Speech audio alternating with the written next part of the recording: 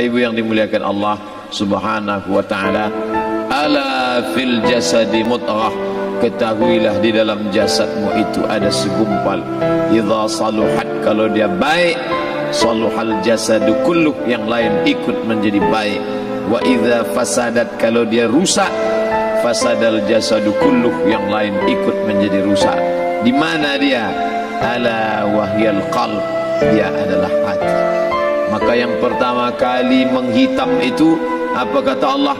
Kalla bal rana, ada satu titik hitam, ala qulubihim, ada satu titik hitam di dalam hati mereka. Ketika satu titik dibiarkan berubah menjadi dua titik dibiarkan berubah menjadi 3 titik, 5 titik, 10, 100, 1000, maka dia pun menjadi hitam semuanya. Ketika hati sudah hitam, maka itulah azab di atas azab. Khatamallahu ala qulubihim. Setelah hati menghitam, terkunci, menular ke telinga. Wa ala sam'ihim. Setelah telinga, wa ala absarihim ghishawah. Padahal 3 itulah nanti yang akan ditanya di hadapan Allah. Inna sam'a wal basar wal fuad. Coba lihat, ketika akan ditanya, yang ditanya 3, tapi diawali dari telinga. Inna sam'a wal basar wal fuad, telinga, mata, hati. Tapi ketika terkunci, yang duluan dikunci hati. Khatamallahu ala qulubihim wa ala sam'ihim wa ala absarihim.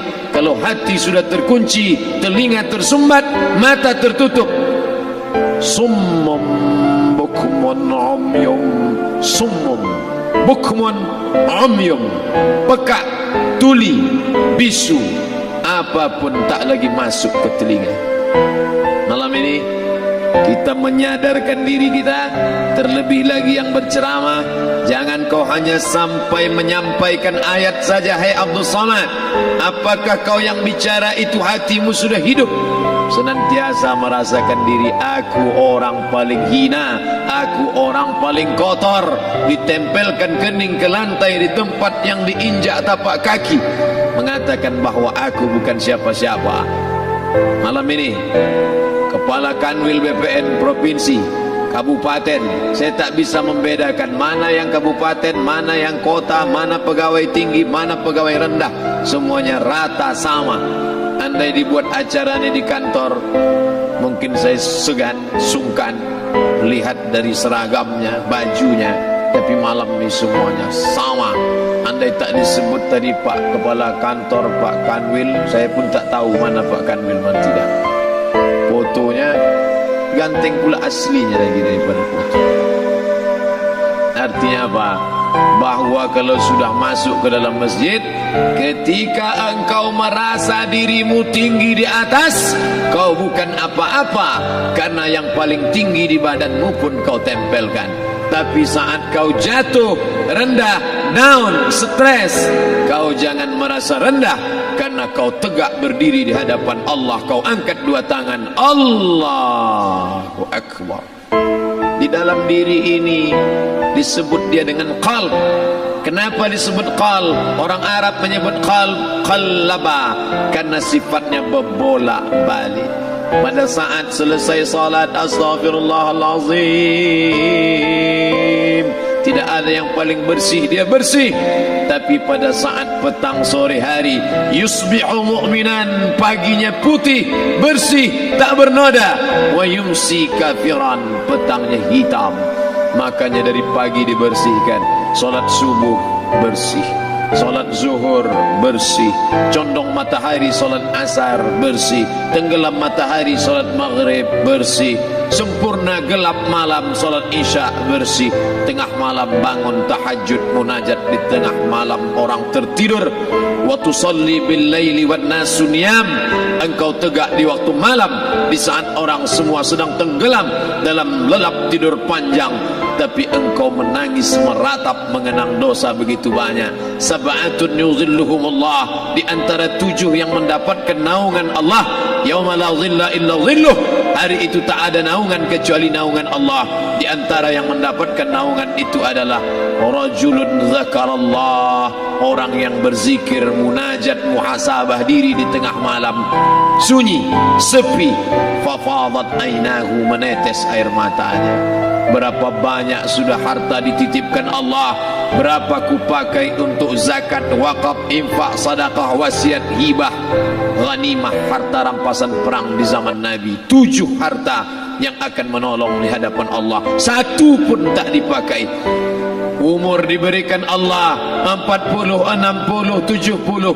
Berapa yang kupakai untuk menolong agama Allah? Berapa yang kupakai untuk mengingat Allah? Mata, tangan, telinga, kaki akan diminta tanggung jawab di hadapan Allah. Al-yawma nakhtimu ala afwahihim, mulut terkunci, wa tukallimuna aydihim, tangan akan bicara, wa tashhadu arjuluhum, kaki akan bersaksi di hadapan Allah. Siapa yang bisa menolong waktu itu? Kalau pernah tangan ini saat punya kekuasaan, 1 coretan tanda tangan bisa mempermudah urusan masjid. Sebutir kekuasaan yang dititipkan Allah bisa dipakai menolong agama Allah. Itulah yang akan menolong di hadapan Allah. Apa yang disampaikan malam ini, semua biaya pengurusan masjid nol. Itulah sesungguhnya yang akan menolong di hadapan Allah. Adapun harta yang disimpan, tabungan, deposito, tanah, rumah, kendaraan, semua akan tinggal menjadi harta warisan. Istri mengambil 1/4 kalau ada anak. Kalau tak ada anak, istri mengambil 1/8. 1 miliar 125 juta bulan untuk istri. Kalau dia tak tahu hukum gono gini. Kalau dia tahu gono gini, dia tuntut ke pengadilan, dipotong lagi menjadi 2, 500 untuk dia. Dari yang 500 dapat lagi dia 75, 575 bulan untuk dia. Sisanya 425 diambil anak laki-laki 2 kali bagian anak perempuan. Lalu yang kita bawa mati apa? Dulu dibangga-banggakan, dihormati, dimuliakan. Yang kami muliakan Al-Mukarram, Al-Ustad. Tapi pada saat tiba masanya, yang kita bawa tak lain tak bukan, innallaha la yanzuru ila ajsamikum. Allah tak menengok badan, fisik, bentuk tubuh, baju. Ini sampulnya saja. Wala ila suwarikum, Allah tak menengok rupa, wajah. Walakin yanzuru ila qulub. Hati kamu yang bersih itulah yang kau bawa menghadap Allah Subhanahu wa taala. Yauma la yanfa'u malun, harta tak berguna, wala banun, anak tak bisa menolong. Harta tak berguna, anak tak mampu menolong. Illa man atallah, kecuali orang yang datang menghadap Allah biqalbin salim, dengan hati yang bersih, hati yang tulus, hati yang memercikkan cahaya iman, hati yang bersih dari hasad, busuk hati, sum'ah, riya, takabbur. Itulah yang menolong di hadapan Allah Subhanahu wa taala. Tulang, kulu, kulit, darah, lemak, sumsum akan menjadi santapan cacing tanah. Begitu besok pagi pintu kamar tak bisa diketuk, istri bolak-balik membangunkan tak terjaga, dipegang pipi sudah sejuk macam es batu, tanda jantung tak lagi berdetak, maka darah mulai berubah menjadi nanah, busuk. 1, 2, 3 hari kalau tidak disuntik formalin, jasad paling busuk jasad manusia, karena semua dia makan herbivora, tanaman saja. Tapi kita ini omnivora, semua masuk. Maka begitu mati, paling bagus orang Islam paling cepat dikuburkan. Selesai acara pemakaman, habiskah masalah, muncul masalah baru. Disitulah kita baru sadar. Apa kata Imam Ali radhiyallahu an? An-nasu niyam. Semua manusia waktu hidup itu tidur. Bapak tidur, ibu tidur, saya tidur. Semua orang waktu hidup itu tidur. Falamma matu, ketika dia mati, disitulah dia baru terjaga. dari tidur panjang. Saat Israel mencabut nyawa, ditarikkannya adalah satu centapan yang kuat. Disitulah kita baru terjaga dari tidur panjang. Betapa aku meninggalkan salat, betapa aku tak berzakat, betapa dulu kekuasaan. Aku lulus umur 30, pensiun 58, 28 tahun apapun tak pernah kubuat untuk agama. Sibuk membesarkan anak, sibuk mengurus warisan. Anak pun tak ingat dengan kita karena kita lupa menanamkan pendidikan agama di dalam otak kepalanya.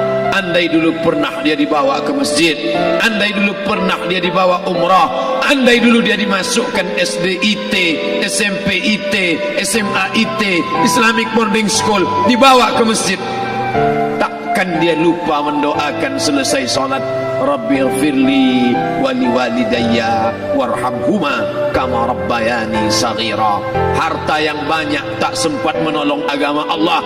Anak tunggal semata wayang tak sempat dididik agama. Istri meninggalkan dalam keadaan stres susah hatinya karena dia tak diajarkan sabar menerima ridha ketetapan takdir Allah. Dan paling celaka, tak pernah anggota tubuh ini dipakai untuk berzikir, muhasabah, mengingat Allah. Tak pernah mata dipakai menengok Quran, kitab suci Allah. Tak pernah dipakai hati merenung sejenak apa yang akan kubawa mati menghadap Allah Subhanahu wa ta'ala. Malam ini saya tak minta diajak ceramah tentang hukum zakat, hukum puasa. Saya tidak diajak tanya jawab apa hukum unjuk rasa besok tanggal 4. Yang ditanya adalah bagaimana kita merenung sejenak. Abdul Somad, engkau berhadapan dengan para pegawai Badan Pertanahan Nasional Provinsi Riau, berkumpul 12 kabupaten kota. Ini orang-orang ngurus tanah, dari dalam tanah naik ke atas tanah, ngurus tanah, ngurus tanah, ngurus tanah, masuk ke dalam tanah. Abdul Somad dari dalam tanah naik ke atas tanah, ceramah, masuk balik ke dalam tanah. Yang kau bawa apa? Baju koko tinggal, peci tinggal, pakaian kehormatan tinggal. Yang tentara belum pernah saya diundang. Ustadz besok datang takziah, bapak anu tentara meninggal, tahu-tahu kain kapannya loreng. Tak ada. Yang kau bawa kain tidak berjahit, disobek, kerak. Itu yang akan menyampul kulitmu yang selama ini kau dimandikan, dibersihkan oleh ibumu dulu 60 tahun yang lalu. Sampai masanya kau lupa kapan kau dimandikan dulu. Sekarang ruh melihat, disebut dia ruh karena dia raha ya ruhu ruh, seperti aroma semerbak yang datang pergi hinggap. Ruh sampai masanya dia datang masuk ke dalam jasad. Ruh sampai masanya dia pergi meninggalkan jasad. Malam ini dimuliakan Al-Mukarram Haji Abdul Somad LCMA. Kenapa Abdul Somad ini dimuliakan? Karena ruh hinggap sejenak sebentar, sampai masanya besok pagi dia ruh keluar dari dalam tubuh ini. Anak yang katanya ayahku sayang, istri katanya kaulah abang, sampai masanya mereka tak lagi mau mendekat. Rumah itu saya yang buat, saya yang mengukurnya. Tapi begitu ruh sudah keluar dari badan, tidak satu pun semeter, sesenti, sejengkal, sehasta ada tempat di rumah itu untuk jenazah bernama jenazah Abdul Somad. Dulu orang bertanya, rumah Ustadz Somad di mana? Hari ini orang tidak lagi bertanya, tak lagi menyebut nama. Orang sudah mengatakan kuburnya mana. Dulu kalau dia masuk masjid, didatangi orang, disalami orang, mahasiswa, anak-anak, remaja mencium tangannya sebagai tanda hormat.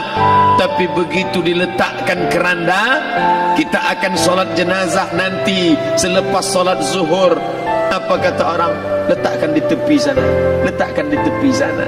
Tak satu pun mau mendekat, letakkan dia di sana.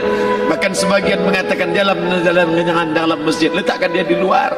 Dia tidak disebut engkau yang mulia, tidak digunakan kata ganti orang langsung. letakkan dia di sana. Bahkan sebagian tak lagi, padahal tempat paling mulia sebelah kanan, orang tak lagi mau di kanan, mulai dia menjauh ke kiri. Kenapa kau ke sana? Takut aku mimpi hantu nanti malam. Mana kawan, sahabat, andai tolan, anak menantu, teman sekantor, semuanya pergi meninggalkan. Yang tetap dibawa, kalau pernah kaki melangkah solat berjamaah di masjid, kalau pernah tangan mengusap kepala anak yatim, kalau pernah tangan mengucap subhanallah. Nanti di akhir tausiah kita akan berzikir, munajat, muhasabah diri, berdoa, mengenang apa yang akan kita bawa menghadap Allah Subhanahu wa taala. Datang malaikat membawa kain kafan dari cahaya, akan menyambut ruh yang mulia. Hadis riwayat Ahmad bin Ambal dalam kitab Al-Musnad, turun malaikat berlomba-lomba membawa kain putih dari cahaya, menunggu ruh akan keluar. Ruh menetes seperti embun di ujung daun, daun tidak bergoyang, ranting tidak patah. Ruh menetes pelan turun ke dalam kain kafan, dibawa malaikat ke pintu langit. Tak sabar mereka menyambut. Inikah dia yang selama ini berjamaah? Inikah yang dulu ketika dititipkan kekuasaan menolong agama Allah? Kam min masyhurin fil ardi walam yakun ma'rufan fis sama. Berapa banyak yang masyhur terkenal di bumi, malaikat tak mengenal dia. Ini ruh siapa? Tapi ini bukan LCMA, dia bukan ustaz, dia bukan ulama, tapi imannya dalam, kekuasaan dipakai menolong agama Allah. Ruhnya keluar di bawah, semua malaikat mengucapkan salam. Inilah orang yang selama ini kami tunggu-tunggu, catatannya sudah lama.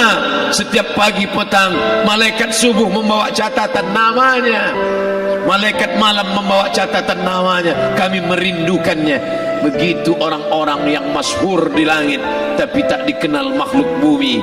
Tapi ada sebaliknya, yang rohnya disentapkan, ditarik malaikat dengan begitu tarikan yang sangat kuat. Nabi bertanya saat Isra Mi'raj kepada mereka yang sudah mati ribuan tahun yang lalu, apa yang kalian rasakan? Yang satu mengatakan seperti tebasan pedang di tempat yang sama beratus kali. Yang satu mengatakan seperti kambing yang dikuliti hidup-hidup. Yang satu mengatakan seperti mata kail pancing ditarik dari kulit yang basah. Maka kita berdoa setiap selesai salat, Allahumma hawwin alaina, ringankan kami ya Allah, fi sakaratil maut, di saat sakaratul maut yang amat sangat menyakitkan itu. Dan mereka yang pergi tak pernah kembali, mereka yang mati tak pernah bercerita kecuali hanya kepada Sayyidina wa Maulana Muhammad sallallahu alaihi wasallam. Di saat malam pertama, di tempat yang gelap, di tempat yang tak pernah diimpikan oleh orang, tapi kita tetap melewati dan merasakannya. Perlahan-lahan cacing tanah, ular-ulat kalajengking akan menggerogoti kulit yang selama ini dimandikan, selama ini dipakaikan sampo yang mahal, selama ini dioleskan pelembab yang lembut. Tapi ternyata sebelum roh keluar jasad, setelah keluar dia hanya akan menjadi santapan cacing tanah, hancur berkeping hari demi hari. Yang pertama kali membusuk adalah mata, karena dia berisi cairan. Cairan ini mengering, busuk dan berlubang.